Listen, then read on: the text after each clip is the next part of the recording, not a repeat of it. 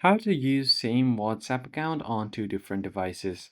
Hey everyone, welcome back to the channel. In today's tutorial, we're going to look at how you can easily use WhatsApp from the same device on the same account from on two different devices. So the first thing you want to do is open up your WhatsApp.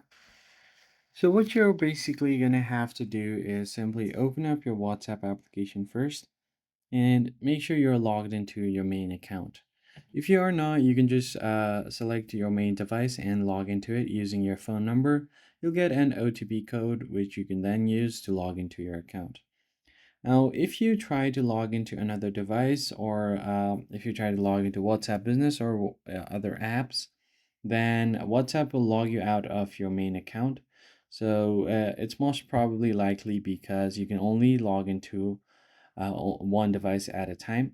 But you can use web version on different devices. So let me just show you guys. What you're basically going to have to do is you don't even have to enter your phone number. Just open up your WhatsApp, tap on the three dots at the top right corner of your screen, and then from here you'll find something called link devices. You can just tap on it. It's going to show all of the link devices on your account. Now, if there are no link devices, you can just tap on link a device.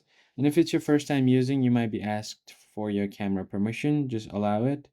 And be sure to keep the QR code prepared on your other device. You can just open up your web browser or any other app on a different device. Then on the login screen, you'll find a QR code. You basically have to tap on link a device. And then you will have to provide your fingerprint or face scanner.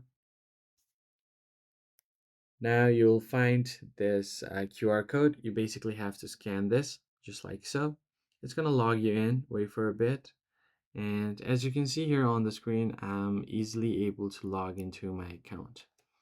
And that's basically it. It's as easy as that.